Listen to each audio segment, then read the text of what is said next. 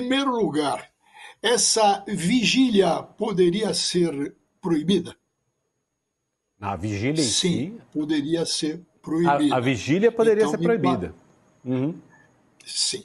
Então, me parece que deve-se isso ser considerado pelo Moraes. Segundo, a necessidade dele apurar e apurar bem o que houve com o episódio da tornozeleira eletrônica. Até porque, Mauro, não abrir brechas, como, por exemplo, olha, eu estava tendo uma alergia. Ora, isso estava me incomodando. Ora, eu tive um surto psicótico de quebrar tudo, a tornozeleira. Percebe que o Moraes se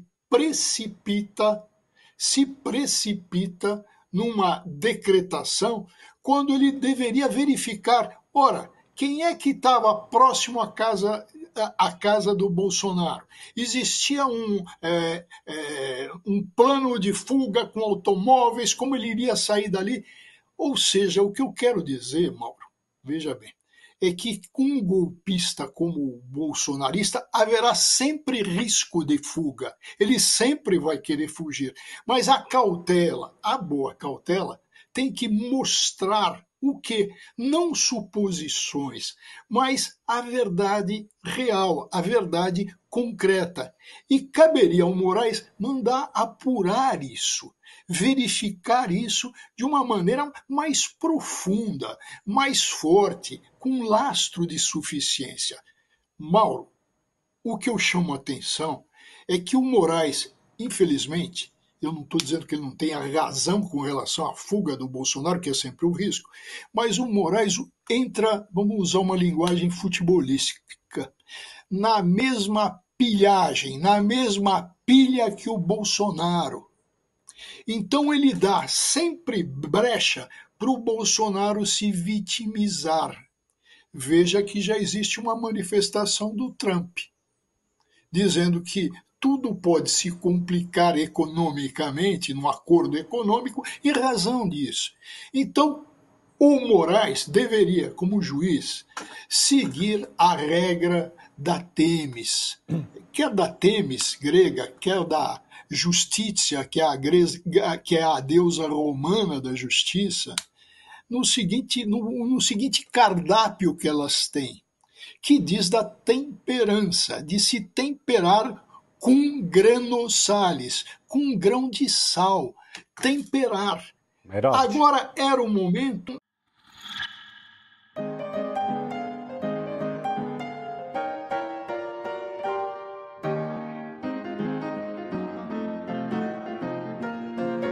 Olá, seja bem-vindo, seja bem-vinda ao podcast Direto ao Assunto. Eu me chamo Isabel de Castro Pinto, sou historiadora.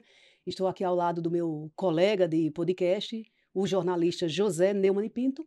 Vamos conversar hoje com o jurista Walter Maierovitch. Walter Maierovitch é jurista e professor de Direito Processual Penal e Constitucional, desembargador aposentado do Tribunal de Justiça de São Paulo, fundador do Instituto Giovanni Falcone de Ciências Criminais, colunista no UOL, e comentarista na Rádio CBN. A nossa conversa vai girar em torno do último livro do Walter, chamado O Mercado da Morte, Conexões e Realidades. Além dessa abordagem ao livro, O Mercado da Morte, nós vamos também trazer aqui questões atualíssimas da política brasileira que interessa a você que está nos vendo agora. Seja bem-vindo, Walter Maierovitch. Um prazer, uma satisfação imensa tê-lo aqui para conversar conosco. Prazer era meu. Isabel, Neumann é um velho amigo. Só faltou uma provocação aí. Sim. Você falou de professor e tal. Devia ter falado palmeirense, porque o Neumann é flamenguista e a gente está numa disputa, né? E aí, Zé tudo bem. Eu tenho disputa dentro de casa que meu filho de 6 anos é corintiano. Eu tenho esse mesmo problema. Olha, seja bem-vindo aqui. Obrigado, ao nosso podcast, Walter. É um prazer tê-lo aqui conosco, trazer a sua experiência, nossa velha amizade. Já fomos até vizinhos de prédio, hoje não estamos mais assim, mas nos encontramos nos comentários sempre brilhantes e nos livros maravilhosos que o Walter escreve. Então vamos lá. Walter, em sua coluna na UOL, você tem comentado na letra da Constituição certas intervenções do ministro do STF, Alexandre de Moraes. Em sua opinião, ele de fato defende a democracia ou exerce a ditadura da toga contra adversários? Olha, Neumann, vamos dar um passo atrás, até para fazer um certo suspense na brincadeira, né, Isabel? Vamos lembrar do procurador Aras, filo-bolsonarista, e que efetivamente não cuidava da Constituição. E tivemos aí... E petista. Nomeado pelo Bolsonaro, destruiu a Operação Lava Jato, petista de carteirinha. E outra coisa, já que você tocou, ele fez concurso para o Ministério Público antes da Constituição. E houve um entendimento, aliás, absolutamente equivocado, do Supremo Tribunal Federal à época, de que aqueles que ingressaram no Ministério Público antes da Constituição podiam advogar, porque antes da Constituição podia. Quer dizer, não enxergaram a importância fundamental do Ministério Público na nova Constituição. Então o Aras fez esse jogo dos... Lembra aquela expressão antiga de 2 chapéus? Ele sempre usou 2 chapéus. Um de advogado e, de repente, ia para outra repartição, botava outro chapéu. Então, e jamais ele seria escolhido por isso, para entrar numa lista do Ministério Público, ser votado pelos colegas. Mas, como Aras, em razão disso, o golpismo cresceu, e o Supremo, nesse vácuo do Ministério Público, atenção, vácuo do Ministério Público, isso é fundamental, o que veio a acontecer? O Supremo teve que virar um guardião, mas não um guardião nas decisões da Constituição, decisões jurisdicionais, guardião num sentido amplo. E aí aparece a portaria do Toffoli, que eu costumo dizer que é uma porcaria, né? Dando poderes ao Moraes. E o Moraes, ainda sem muito tempo no Supremo, vindo do Ministério Público, aliás, primeiro colocado no concurso de ingresso ao Ministério Público, com passagens, mas sempre numa linha... E tem uma fama de ser bom professor, né? Sim, bom, ótimo professor, livros, sim. E agora ele é até titular da Faculdade de Direito na parte do direito eleitoral, que não tinha essa cadeira. Criaram o direito eleitoral para colocar. E aí, o que acontece? Vai o Moraes e começa a atuar na defesa da Constituição, contra o golpismo, mas bota uma estrela de xerife e se perde. O que eu entendo por essa expressão de estou dizendo que ele se perdeu? Ou seja, ele deixou a Constituição em segundo plano. Então, assim como o Rei Sol, ele vira o que? A Constituição sou eu. Então começa com um monte de... substituiu a Constituição pelo Código Penal de 1940, do direito... Não é isso? Que ele tem usado. Virou um juiz de instrução. Um juiz de instrução. Que, aliás, da ditadura do Estado Novo, 1930. Esse juiz de instrução, que você lembra, Neumann, porque é do nosso tempo, mais velho que a gente, mas o Chico Ciência, sim, que fez a exposição de motivos do Código de Processo Penal. E lá está escrito, com todas as letras, que ele diz, até pela extensão do território nacional, não cabia um juiz de instrução. Fora que o juiz de instrução, que era um sistema francês já superado, onde o juiz que apura é o juiz que julga, esse que é o grande problema. Modernamente, pela teoria geral do processo, pelas conquistas constitucionais, pelo direito constitucional, o juiz tem que ser cada vez mais isento. Até na nova estrutura do processo, o juiz não é parte. Parte é o autor, parte é o réu. O autor representado pelo Ministério Público na ação penal pública incondicionada, o réu é o acusado. Então, e o juiz, ele não é parte, ele é um sujeito nessa relação processual, mas é um sujeito imparcial. Então, veja, evidente que teve tentativa de golpe, que o Bolsonaro é esse sujeitinho à toa que a gente conhece e lê, e cabeça desmobiliada, não totalmente, deve ter lá uma cadeira e uma mesinha, né? Mas então aparece o juiz tem que ser cada vez mais imparcial. Como é que o juiz vai ser imparcial? Se ele colhe a prova da instrução, aí vira uma denúncia, vira um processo criminal e ele participa do julgamento. Isso é errado. O Supremo teve o entendimento de que, e até a gente ouve ministros falarem, principalmente o decano, o Gilmar Mendes, né? Aquele que saiu, o Barroso, falava muito. Eles entenderam que foram os salvadores, não só da Constituição, mas os salvadores da pátria, né? A esquecer que se Bolsonaro tivesse conseguido o exército e a aeronáutica do lado dele, não ia ter salvador de pátria, né? Não ia ter. Então, mas assim se consideram. Mas com esse processo, eu pensei, com esse que condenou o Bolsonaro, e com base em prova, em farta prova, no meu modo de ver, mas esse processo eu pensei que fosse uma volta ao Supremo, uma volta à Constituição, aos princípios básicos, às garantias individuais. Mas o Supremo tem dado indicativos e tem se apresentado como um vale tudo, né? Para a defesa da Constituição vale tudo. Se aqueles que acham legítimo aquele momento anterior, agora não tem qualquer legitimidade. Vamos, por exemplo, para deixar claro, aquele talha-ferro. Ele era no Tribunal Superior Eleitoral um homem da confiança e da equipe do ministro Perito. Alexandre de Moraes. Sim, no campo da peritagem.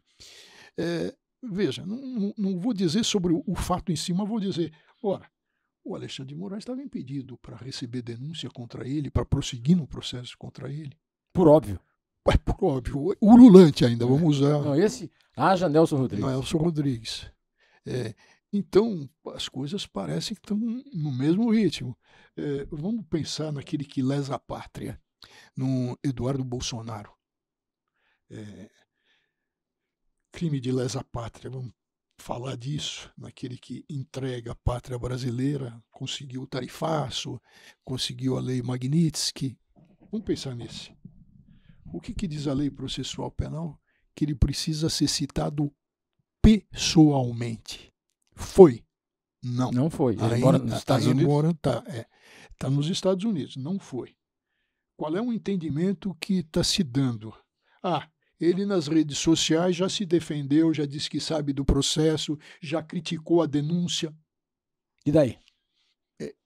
Não mudou o código. O que a Constituição tem a ver com isso? Não mudou o código ainda, que fala em citação pessoal. O que eu acho muito ruim nisso, Isabel Neumann, é o seguinte, a Isabel é historiadora, o que os historiadores vão contar diante de todo esse quadro? É evidentemente que o Bolsonaro não é inocente, seria condenado, não é isso, mas sobre constitucionalmente, o que vai acontecer? Te dou um exemplo. Embargos infringentes, que é um recurso que vai ser usado, ainda está no prazo. Quando cabe embargos infringentes? Quando a decisão não é unânime. Não é unânime. O voto do Fux já dá a razão. O voto do Fux está ali a divergência, a infringência. Tá. O Supremo, bem antes, entendeu que embargos infringentes, quando tem foro por prerrogativa de função, o tal foro privilegiado, há necessidade de 2 votos. Infringência de 2 votos. 2. Aqui só tem o Fux. Acontece que o tempo mudou. Existe, e o Brasil é subscritor do Pacto de São José da Costa Rica, que é o Pacto de Direitos Humanos, Convenção de Direitos Humanos. Ela está aprovada pelo Congresso Nacional e, em razão disso, ela se torna, aspas, lei. Tem força de lei. Ela está abaixo da Constituição e acima de todas as leis ordinárias. Quer dizer, acima do Código de Processo. Acima. Ora, o que diz o Pacto de São José da Costa Rica? Que ninguém, atenção, ninguém deve ser julgado e condenado por uma única instância. Bolsonaro está condenado por uma única instância, que é a primeira turma do Supremo. Que aliás nem instância porque a primeira turma é uma turma. É uma turma do. É para fim de grau de jurisdição, né? Ter sempre a possibilidade de recurso para a pessoa não ser julgada. Ora, qual é a lógica disso? Evidentemente, era receber os embargos infringentes e mandar para o plenário. Vai acontecer isso? Não. Não vai. Eu não tenho bola de cristal. Ainda não chegou o momento, mas está na cara que não vai.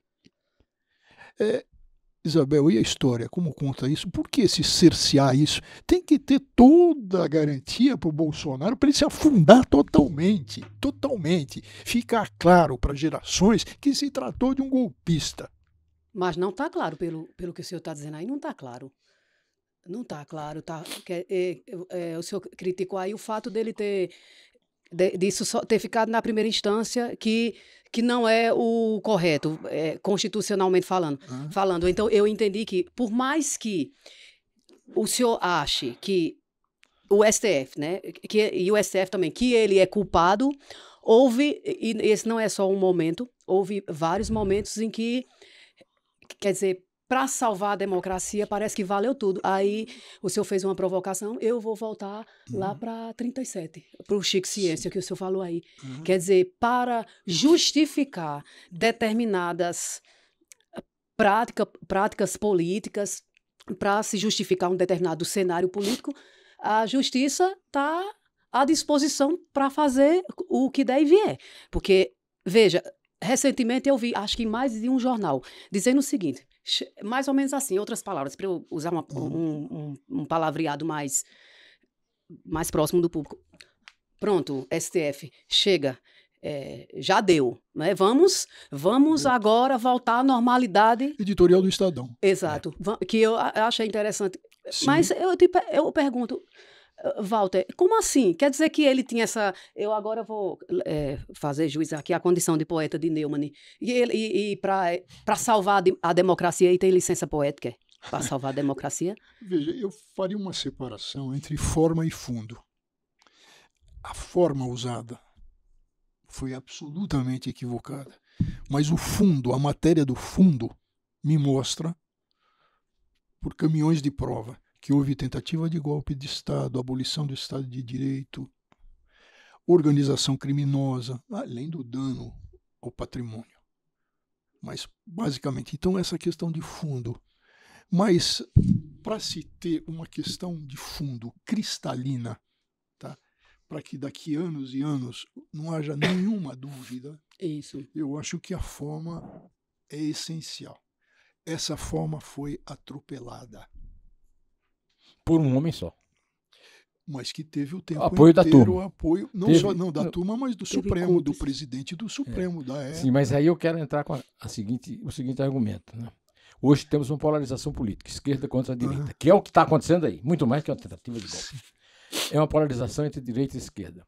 Eu quero saber o seguinte: qual é a postura política da maioria dos ministros do Supremo?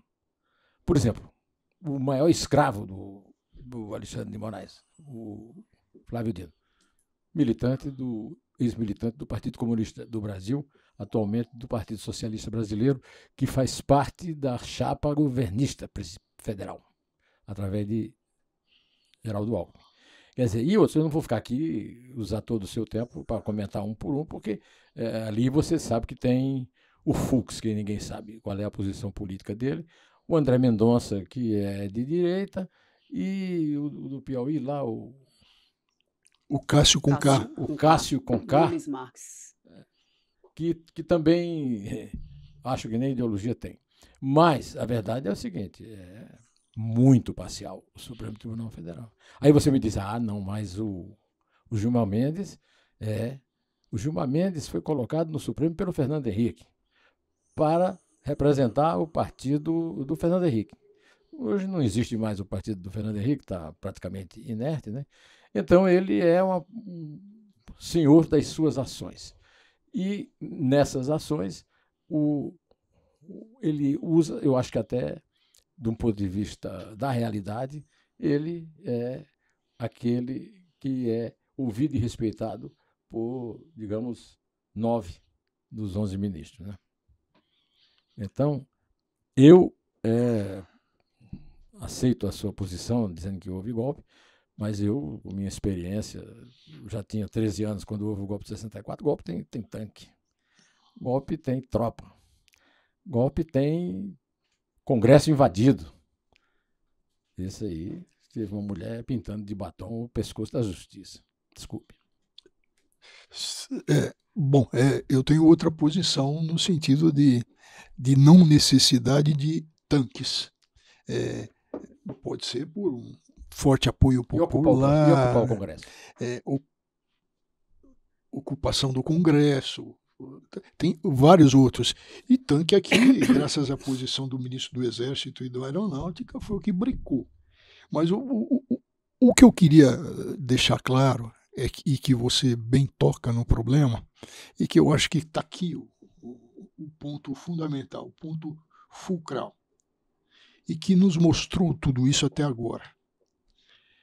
E o Barroso, quando foi embora, que presidiu o Supremo, disse, olha, eu já fiquei aqui 12 anos, é o tempo suficiente. Ele mesmo mostrou, e os 12 anos de permanência... Tinha mais 8. Ele teria direito a mais 8. Sim. Ele rejeitou mais 8. E os 12 anos que ele tomou por base foi a Corte Constitucional da Alemanha. A Corte Constitucional italiana, o prazo é menor, é de 9 anos.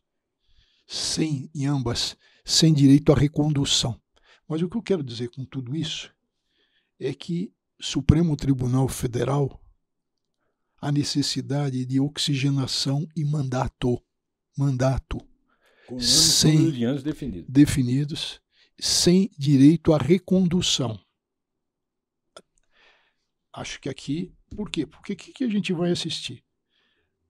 Aquele Nunes Marques. Eu acho que até o Alexandre de Moraes, Flávio Dino, tirando o Gilmar Mendes, que ainda vai ficar bastante tempo. Apesar de ser o decano. Não é o ideal para um Supremo democrático. Nós pegamos um modelo norte-americano em que é pior ainda, porque não tem limite de idade. Mas tem, pelo menos tem aposentadoria. Compulsório aos 75 anos. No direito americano não tem, mas eles têm lá uma saída, vamos chamar assim. Porque depois de uma certa idade, o ministro tem que ser submetido a uma série de exames. E aí ele cai fora, né? Ele fala, não vou me sujeitar a isso, até porque a idade traz para qualquer um, traz aí períodos que não é uma situação da pessoa para ela continuar julgando, continuar com aquele trabalho intenso, embora conte a experiência, etc. Mas então o sistema americano não é bom, o brasileiro também não é, eu diria que os dois são péssimos, e o sistema europeu dá mandato por prazo certo, determinado e sem recondução. O presidente da República tem mandato, porque o ministro do Supremo não tem. E o presidente da República é eleito. Eleito pelo povo. Deputado federal, senador, tudo eleito. Governador, tudo eleito. Então, governador, prefeito. O ministro deveria ter mandato. Com isso, se resolveria aí muitos problemas. E até a forma, nós estamos aí com, hoje, não sei se eu podia falar hoje, não sei. Bom, mas 18, hoje. Então, o que se viu de informação nos veículos informativos, evidentemente, que o Lula chamou o ex-presidente do Senado e disse, olha, o meu candidato é o advogado-geral da União. Eu não vou escolher você para ministro do Supremo. Ora, então ele tem um advogado, que é o advogado-geral da União, vai indicá-lo. O Senado, o que tem feito? Tem aprovado sempre, embora tenha apertado com relação ao Gunê, que era do Ministério Público, mas assim para mostrar uma certa pressão, uma certa pressão para agora. Sim. Fala, olha, Mas o que a gente vê? Uma mudança no próprio Lula. O Lula tinha um Joaquim Barbosa. De repente, depois de Joaquim Barbosa, da independência do Joaquim Barbosa, de repente, para ir para o Supremo, precisa ser aliado, precisa tomar tubaína junto, como dizia o Bolsonaro. Aliado não, precisa ser o advogado dele. Que no fim o advogado que ele nomeou para o governo. Então, o caso veja que o nosso do Toffoli e o caso do eu chego a lembrar o atual técnico da Seleção Brasileira de Futebol, né? Ele falou, eu levo os melhores. Se o Neymar estiver bem à época e for o melhor, não tem problema nenhum. Mas, ministro do Supremo, a escolha teria que ser entre os melhores. E dentre os melhores, ele devia também fazer uma separação. Agora é a hora das mulheres. Tá? Porque senão a representação aqui está completamente desbalanceada. Então, nós estamos chegando nessa situação e o que eu quero dizer com isso é que, ao invés de melhorar, está se piorando. Tá piorando. É isso aí. Está piorando. Estou levando uma construção para chegar a essa conclusão. Então, o Brasil está passando por uma fase difícil, onde até o presidente Lula, que levou o Joaquim Barbosa, hoje está levando... Ele levou o Joaquim Barbosa porque era negro. Sim, mas o Joaquim Barbosa tinha conhecimento jurídico, mas foi porque era negro. Foi aquela passagem com o Frei Beto, né?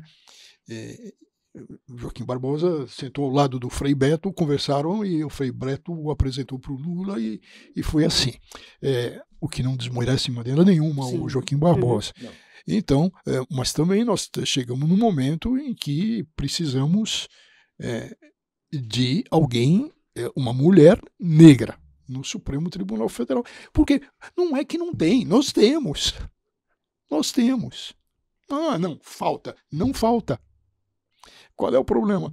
O problema é que agora, então, o ministro do Supremo precisa ser da curriola, né? Usando uma expressão popular. Walter, aqui no seu livro, na página 34, o senhor diz o seguinte, abre aspas, no Brasil, o primeiro comando da capital, que já ascendeu ao patamar de organização mafiosa, e o comando vermelho, você vê ainda uma pré-máfia. Aí eu queria saber... Por que essa distinção? E a grande pergunta, que é a pergunta do momento, não são terroristas? Por que não são terroristas? Bom, vamos por partes. Como dizia Checo Estripador. É verdade. A ONU, as Nações Unidas, e portanto nós estamos falando do direito internacional público, no chamado direito das gentes, definiu crime organizado. Definiu na Convenção de Palermo do ano 2000. Aquela convenção é um instrumento jurídico internacional que define crime organizado transnacional, sem limitações de fronteiras. E com base no quê? No controle de território, no controle social, no poder de intimidação, na intimidação pelo medo, que gera a lei do silêncio, a chamada omertà, e que pode ter controle eleitoral. Quem tem controle de território, controle social, evidentemente, pode ter controle eleitoral. Então, essa é a Convenção das Nações Unidas. O Brasil é subscritor dela? Sim. O Congresso aprovou? Sim. Ela tem força de lei? Sim. Abaixo da Constituição e acima das leis. Então, nós temos no direito internacional uma definição sobre crime organizado. E o que se recomendou? Que essa definição fosse minimalista, para evitar problemas de extradição, que é um problema de direito internacional. Olha, no país A, que pede a extradição para o país B diz, olha, esse tipo penal está confuso, nós não temos esse tipo penal aqui. Então, se fez isso, marcando que crime organizado tem controle de território, controle social, difunde o medo, é como se fosse uma secessão territorial. Bom, a convenção vai mais longe. E diz que, estou falando de direito internacional, vai mais longe, e diz que o crime organizado transnacional tem por meta única, atenção, única, o lucro, a obtenção de vantagens financeiras. E diz a convenção, repetindo a Conferência de Nápoles de 94, então Convenção de 2000, repetindo o quê? Não se legislar sem o conhecimento do fenômeno. Quer dizer, trocando em miúdos, não se meter a besta sem conhecer o fenômeno. E o fenômeno está aí. Objetivo, lucro. Vamos olhar o outro lado do terrorismo? Sim. Tá? O terrorismo tem por método lucro? Resposta, não. O terrorismo é violência política com objetivo ideológico. O Hamas quer riscar Israel do mapa? Sim. Os ataques da Al-Qaeda às Torres Gêmeas, ao Pentágono, tinham por objetivo lucro ou um ataque à democracia, à cultura ocidental? Sim. Então, se a gente pegar terrorismo, não tem por finalidade lucro. O que a ONU fez, eu acabei de falar. Não vamos misturar banana com abóbora. São coisas diferentes. Levando o dado mais adiante, veja, vamos imaginar uma briga de direito civil, atenção, de direito civil, de vizinhança, entre vizinhos de duas casas. Quer pelo barulho, quer porque o galho da árvore invadiu a casa do outro, faz sujeira. Tem uma briga entre dois vizinhos.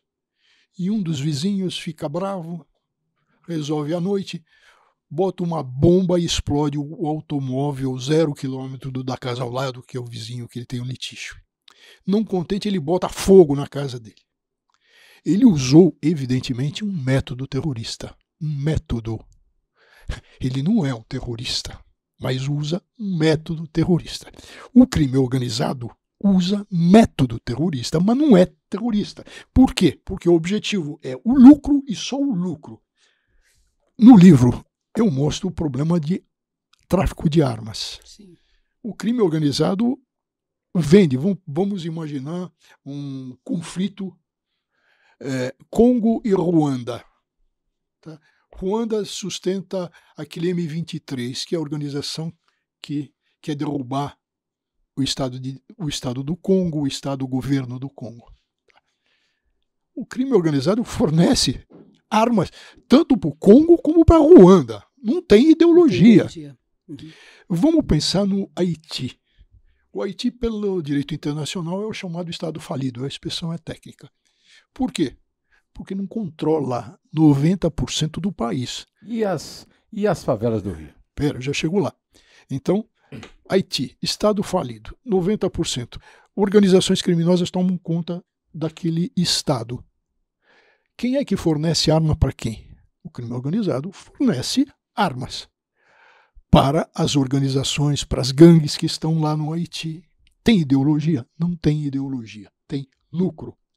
Dá para se colocar num projeto de lei que já tem uma definição internacional, com toda a recomendação, cuidado para não misturar banana com abacate, e o que acontece? O relator confunde terrorismo com método terrorista. Aí é que está a confusão, aí é que está a distinção. São fenômenos absolutamente diferentes. Não sou eu que estou falando, é o direito internacional quem fala. Olha aqui.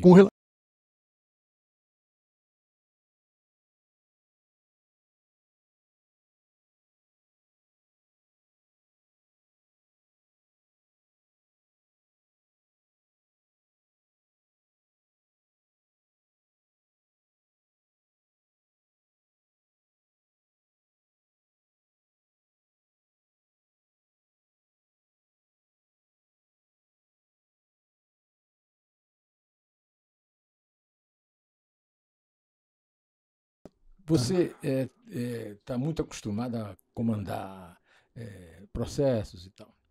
Então você se encontra com a lei que acaba de ser entregue e que vai agora ser assinada pela Câmara, em que classifica o crime como aquele que pratica ultraviolência. Qual é o advogado que não vai contestar o que é uma ultraviolência, objetivamente? Qual é o advogado que não vai contestar que o crime do funcionário não é um crime ultraviolento ou é um crime ultraviolento? Você vê que essa foi acho que a segunda emenda é estúpida, né? Falaram claramente, né?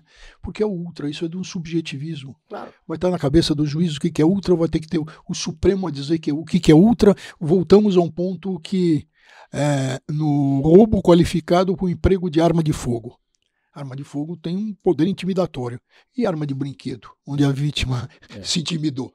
E aí? Como qualquer... Percebe que esse tipo arma de fogo é outra. Brinquedo não é outra. Então, quando se começa a se colocar isso e se confunde terrorismo com crime organizado, aí é sinal que quem está como relator foi mal escolhido, né? Muito mal escolhido. Simplesmente o que o senhor está falando aí não sabe do direito internacional público, porque, pelo que o senhor está dizendo aí, essa norma internacional, como óbvio, que está acima, vale aqui. que vale aqui. E por que foi colocado esse relator? Pois é uma grande pergunta que ninguém respondeu. Ele era secretário de Segurança de São Paulo, do Estado de São Paulo, onde a violência vai mal. Vai mal. Não, e ele a foi PM licenciado. Ele é. Sim, ele é deputado. Ele está licenciado, como ele é deputado federal e estava licenciado. E qual é a situação de São Paulo? A letalidade da polícia militar é altíssima. E o que o Derrite, eu não estou acusando ele de assassino, nada, mas o que ele tem no currículo? Várias ocorrências de morte quando comandava a rota, que é uma tropa violenta. Qual é a entrevista que ele deu? Onde ele disse que o modelo para o Brasil, para a segurança pública, é o modelo de El Salvador. O modelo de El Salvador é do Nayib Bukele. O Nayib, qual foi o modelo dele? Atualmente ele é o presidente de El Salvador, que é o pior dos estados da América Central em termos de economia. Lá se passa fome. O que ele fez? Ele deu carta branca para a polícia matar. E o Derrite é favorável a isso, está na entrevista dele. Como é que um sujeito desse pode ser? Primeiro, continuar secretário de segurança. E segundo, agora, volta àquele ponto que você colocou da polarização. Tem polarização na segurança pública. Bandido bom é bandido morto, é a bandeira. É a bandeira do Derrite, daquele pessoal, é uma bandeira que rende votos. E qual é o outro lado que a gente tem? Então, é a defesa do bandido. Não é defesa do bandido, são direitos humanos, da pessoa humana, né? Aqui nós não temos nem pena de morte, não temos nem pena de prisão perpétua. E nós temos uma finalidade ética da pena, que está na Constituição. Já que não temos pena de morte nem pena perpétua, o que é a finalidade ética da pena? É ressocializar. Como é o nosso sistema penitenciário? O Supremo declarou que o sistema penitenciário está contra a Constituição. Não se cumpre a Constituição. E vai para o Ministério da Justiça, o Lewandowski, que deu essa decisão, porque ele estava lá no Supremo. O que ele tem feito em termos de sistema penitenciário? Nada. Então, veja como são as coisas. E qual seria a solução, Walter, para essa... Porque a gente diz assim... Para a segurança pública? Antes de eu partir para outra questão, a gente diz assim, isso vale para o Brasil e vale para o restante do mundo, já que, como o senhor mostra no livro, a máfia, a venda de armas, isso está globalizado, né? Ninguém sabe nem onde começa, nem onde termina. Aí se diz muito assim, é muito comum usar essa expressão do Estado paralelo. O crime atua como Estado paralelo. Não atua como Estado paralelo, não é Estado paralelo. É completamente cúmplice, conivente. Estado paralelo. Gatonete, né? Não existe esse Estado paralelo. Autoriza entrar ou sair. Mas o que a gente tem que... Conserta a água, conserta a luz. Tem que reparar, e você é historiadora, e o Neumann foi editorialista brilhante durante anos no Estadão. Vamos pensar no Mussolini, vamos pegar o túnel do tempo. Sim, é importante. E parar na estação 1927, olhar para a saída dessa estação, nós vamos dar de cara em Roma com o Palácio Veneza, onde no balcão Mussolini fazia os discursos. Em 1927, o discurso do Mussolini foi que vamos acabar com a máfia siciliana. Mandou o exército, mandou a polícia, mandou o policial Mori, o chamado... Lá o prefeito é chefe de polícia, então não vamos confundir com o prefeito aqui, que é outra coisa.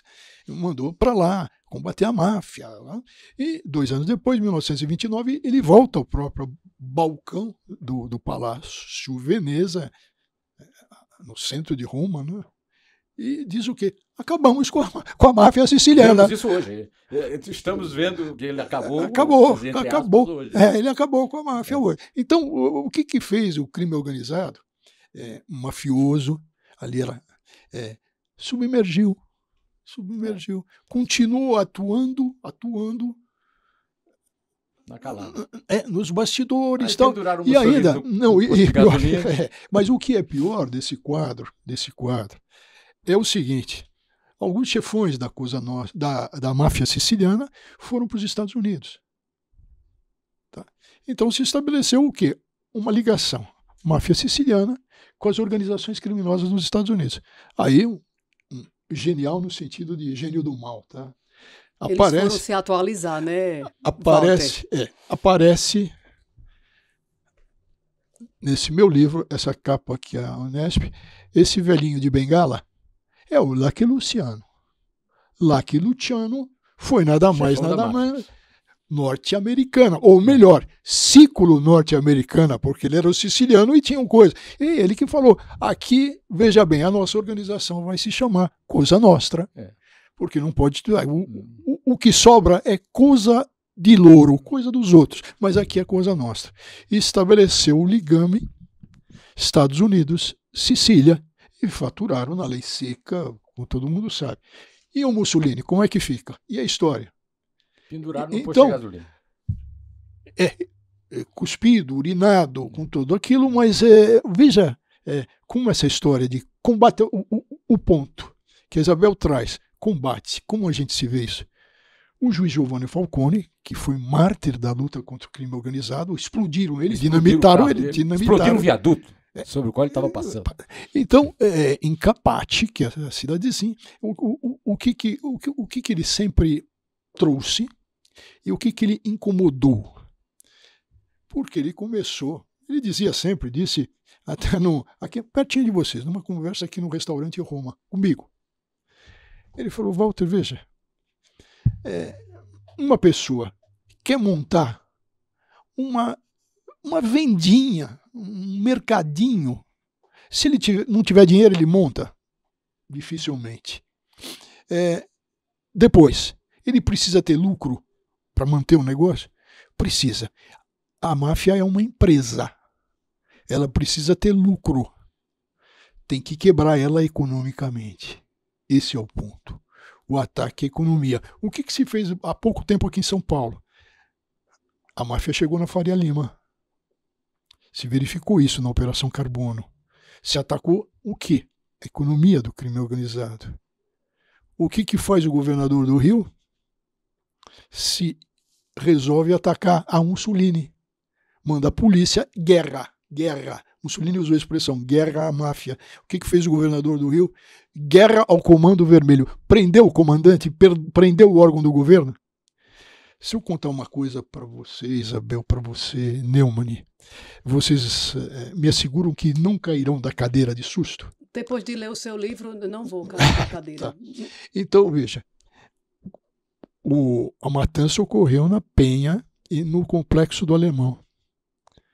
Neumann, tem uma delegacia de polícia no centro da Penha, no bairro da Penha, com um destacamento da Polícia Militar do lado, no Rio de Janeiro, no bairro da Penha. Tem. No território controlado? Tem. Como é que se dá esse convívio? O que? O Estado não está... Você falou há pouco. Não é Estado paralelo. O Estado está lá. Está lá. E aí? Como faz? E uma operação dessa, de guerra, que 4 horas antes vaza e o chefão vai embora. Por que precisa terminar com levar à falência uma organização criminosa? Porque senão ela vai ter dinheiro para corromper. Sim. É o poder corruptor. E se ela tem controle de território, ela tem controle eleitoral. Eleitoral, tem sim. Claro. Vamos pensar na Sicília. Elege. Vamos pensar na Sicília. Na Sicília, a então democracia cristã tinha 80% dos votos. A partir do momento que se criou um tipo penal, que é o 416 bis, organizações de matriz mafiosa, de modelo mafioso, que foi o deputado do então Partido Comunista, Pio Latorre, que fez o tipo penal. No dia que ele protocolou esse projeto de lei para a mudança do Código Penal, Ele foi morto, metralhado na porta da casa dele. Então, se criou um tipo penal, se criou toda uma estrutura. Delação premiada, aparece a delação premiada, aparecem presídios. A Itália muda o seu código penitenciário para dar o cárcere duro. A máfia cobra, a Cosa Nostra cobra da democracia cristã, que não conseguiu emperrar esses processos foram aprovados. Logo depois teve eleição na Sicília. Caiu de 80%, de anos que tinha 80%, para míseros 15%. Tem ou não tem influência a Cosa Nostra? Todos os historiadores contam isso. A Isabel falou uma coisa que eu ia me lembrar e depois não interrompi, mas já estamos no fim, agora eu quero lembrar, que é o seguinte: Salvatore Giuliano. Sim, o bandido Juliano. O bandido Juliano tem Tem uma cena maravilhosa, que é um julgamento, em uma cela imensa, cheia de mafioso, e quebra o maior pau, né, dentro da cela. Você viu o filme, não? Vi. Francesco Rosi.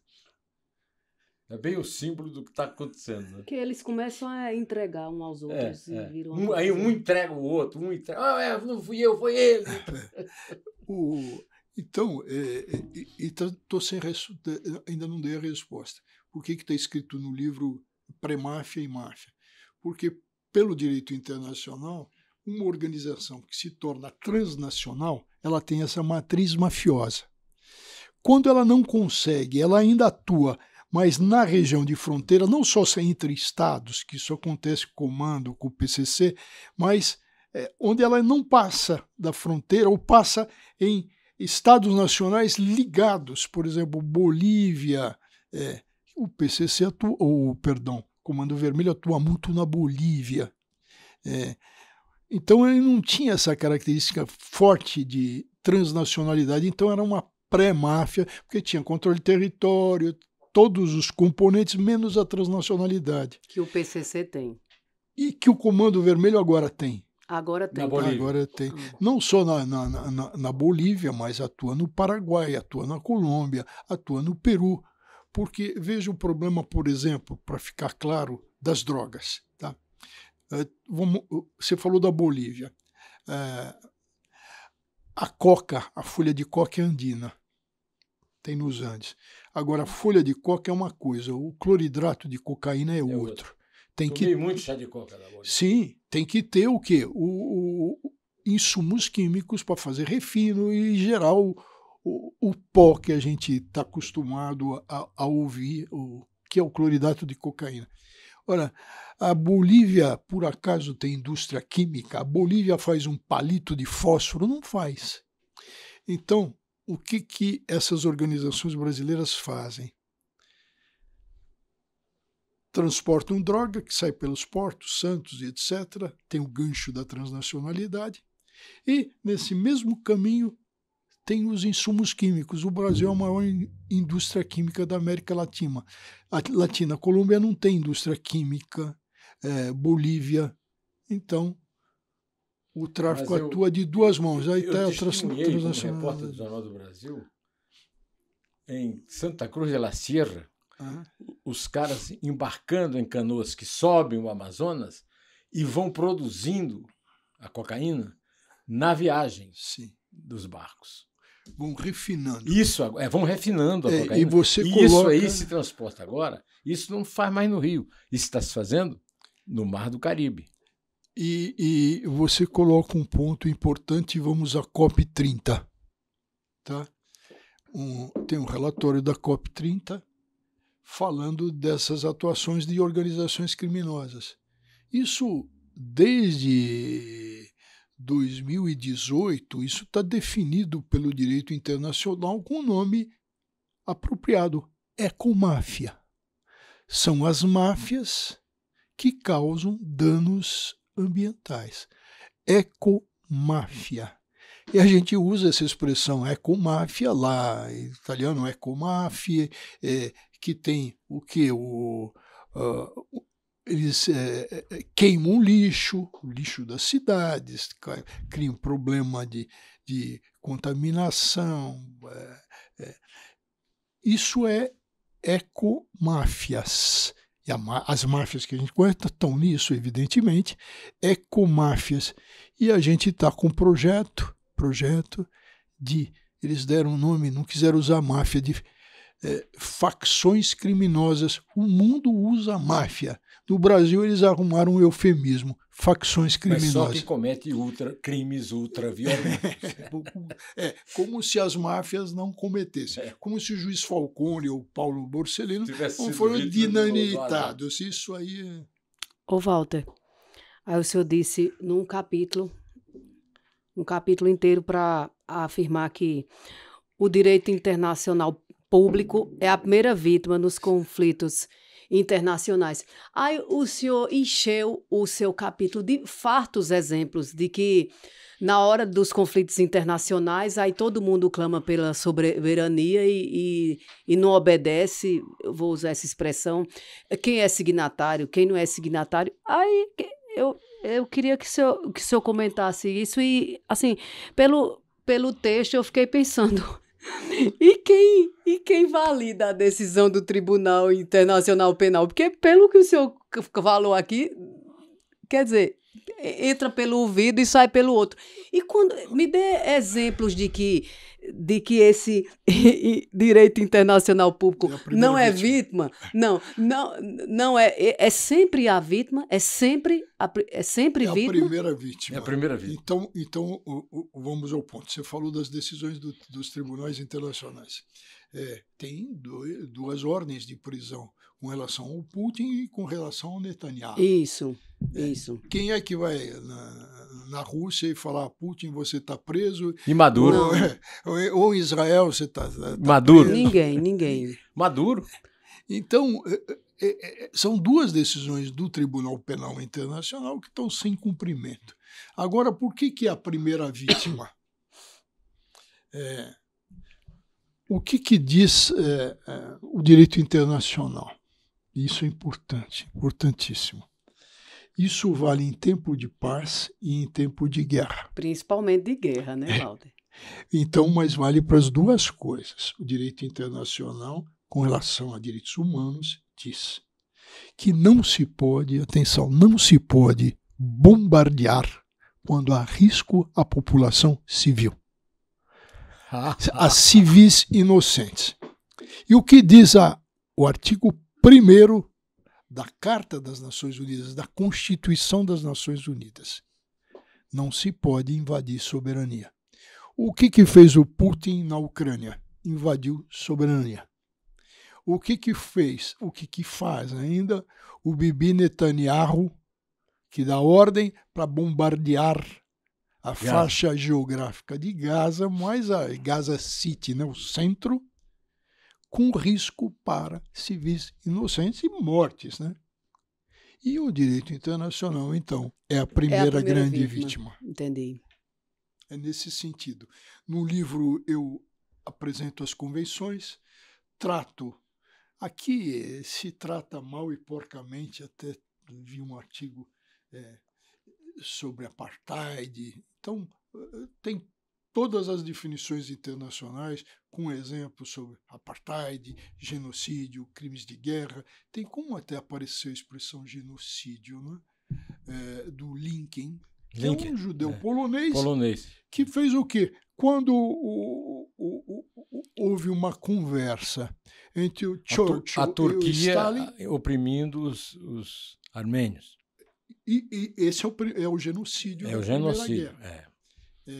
Então, o que ele cria essa expressão e que serviu na Segunda Guerra, inclusive foi usada pelo Tribunal de Nuremberg e pelo Tribunal de Tóquio, pelos dois tribunais militares, com base na definição do Lincoln, Rafael Lincoln, que ele cria, ele pega a expressão eliminação de etnias, de raças, de tribos, em grego antigo. Geno. E pega a expressão latina sídio. E se criou o genocídio. Mas qual é o ponto do genocídio principal? É a intenção. É a intenção. Tem que ter intenção de eliminar. Exterminar. Aí vamos à ação da África do Sul contra Israel, que está na Corte Internacional de Justiça. Acusação de genocídio. Tem genocídio ou não tem genocídio? Por exemplo, um tópico da defesa de Israel. As crianças da faixa de Gaza foram vacinadas por Israel. Existe uma área palestina, evidentemente, que é a Cisjordânia. Tem qualquer bombardeio lá? Não. Então, como é que se pode falar em genocídio? Caracterizar como genocídio. Então, esse é um ponto. Evidentemente, eu coloco todas essas definições, Sim. deixo essas perguntas em aberto, que eu não estou para fazer defesa de ninguém, nem essa é a intenção Sim. do livro. Cada um faça a defesa. Mas, por exemplo, apartheid significa dentro de um próprio território, o país sob governo, o Estado sob governo, onde as leis são aplicadas de maneira diferente para etnias diferentes. Aquela região que está sob domínio de Israel, em parte, estou falando da Cisjordânia, em parte, na parte de Israel, o tratamento legislativo é diferente do palestino para o israelense. Aí tem apartheid. Agora, Genocídio. eu caí de costas quando vi um artigo, não sei se no Estadão ou na Folha, porque leio os dois, dizendo que tinha apartheid na faixa de Gaza. Como? Se a faixa de Gaza estava sob governo do Hamas de uma coisa só, não tinha. Então, por isso que eu acho importante a gente mergulhar um pouco no direito internacional e valorizar, atenção, valorizar o direito internacional, porque senão vai ser muito difícil. Como historiadora, eu gostei muito da leitura, aprendi, porque é um assunto que me interessa. E outra coisa que me chamou a atenção para a Neumann concluir, que a gente já está se encaminhando para o final, é que é mais desafiador ainda para o direito internacional público definir, eu não sei se eu uso essa, definir, tomar atitudes em relação à guerra, a crimes de guerra, etc, etc. Por quê? E o senhor coloca isso, eu achei fantástico. Que ninguém admite nada, né? Não, eu estou só me defendendo, né? Ninguém. Que é um cenário diferente, por exemplo, da Segunda Guerra. Não é? De invasão, de assumir invasão, de alguma forma assumir alguma coisa, por pior que seja, né? Porque, e aí, nesse momento que a gente vive, no atual presente, ninguém assume nada. E aí eu lembro que o senhor deu o exemplo do Zelensky, né? Que deu outros exemplos, foi o que me veio agora. Não, eu estou só me defendendo, eu não estou atacando ninguém, né? É um grande desafio, eu acho, para o direito internacional público, não sei. Eu dei, Isabel, o exemplo também de Israel, depois do que aconteceu, do massacre ocorrido, a atuação de Israel, que era legítima, mas no direito internacional a legítima defesa tem limites. Se passar, é excesso. Sim. Agora, eu acabo até dando risada, porque a gente escuta tantas besteiras, né? Então, esse tipo de colocação já me chamaram de antissemita. Eu sou judeu, né? Eu queria terminar aqui essa nossa conversa citando a frase maravilhosa do escritor siciliano Tomasi di Lampedusa, na boca do protagonista do Gattopardo, o Conde de Salinas, em resposta ao seu sobrinho Tancredi. Todos nós, gato-pardos, leões, chacais e ovelhas, continuaremos a nos julgar o sal da terra. Haverá outra saída? Duvido. Não, essa frase é extraordinária. Até a própria história do Lampedusa, né? Ele escreve essa monumental obra e morre sem saber que essa obra ia ser publicada, e ganha o mundo, ganha o cinema. Isso graças a um jornalista e também escritor, o Giorgio Bassani, né? Que escreveu até Os Jardins de Fis in Contini. O Jorge Bassani acaba tirando da gaveta O Gato Pardo, a obra, porque está fazendo isso aqui e por que não foi publicada depois que ele leu, né? E então foi publicada, mas aí o Lampedusa já tinha morrido. Agora é extraordinária essa série da Netflix, extraordinária, que é o El Gato Pardo, né? São acho que 3 capítulos, mas porque o primeiro é Cláudia Cardinale. O primeiro é incomparável. Eu vi não sei quantas vezes o filme. Mas está muito, muito cuidadoso, muito bem feito, fotografias maravilhosas nessa série da Netflix. Eu gostei muito. O nosso amigo Roque Cittadini não tem a mesma opinião, né, Neone? Que lá assistiu, eu acho que ele é muito saudoso da primeira. Sim, eu acho que ele ficou naquela de comparar e vamos fazer uma brincadeira com ele, nós que somos, você Flamengo, eu Palmeiras. Trata-se de um corintiano, né? A visão corintiana. Brincadeira, né? Evidentemente. Ele vai assistir, viu? A visão corintiana. Não vou falar isso porque o Arthur, meu filho, é nosso corintiano. Filho agora inventou que é corintiano. Não pode ser nada, estamos de mãos atadas. Muito obrigado, Mas vamos assistir, vamos assistir. Foi muito boa a conversa, Walter, muito esclarecedora, gostei bastante. E espero que você, que está nos assistindo, tenha gostado também. E venha. Tudo ocorre numa trilogia, né? A primeira obra é sobre criminalidade transnacional. Sim, essa é a segunda que ganhou o prêmio Jabuti. Eu senti necessidade, dada a confusão, até do juiz Moro, que falou que a Itália resolveu o problema da máfia com a Operação Mãos Limpas. A Operação Mãos Limpas é corrupção na política partidária, aconteceu no Norte. Sim. Quer dizer, depois eu resolvi escrever esse livro, né? Para deixar tudo muito claro. Mas não adiantou, né? Nós estamos com esse projeto aí que está fazendo confusão de terrorismo com crime organizado. E esse terceiro que vem da convenção, que é uma convenção sobre crime transnacional de matriz mafiosa, onde o anexo sobre tráfico de armas não passou. Veio passar depois, mas colocaram armas leves. Então está toda a história da indústria das armas, está a história da privatização das guerras, das espionagens que hoje viraram chapa branca. Sim. Enfim, foi uma contribuição. Muito bem, Walter. Volte sempre. Tchau, pessoal. Obrigado. Até a próxima. Tchau, até e venha.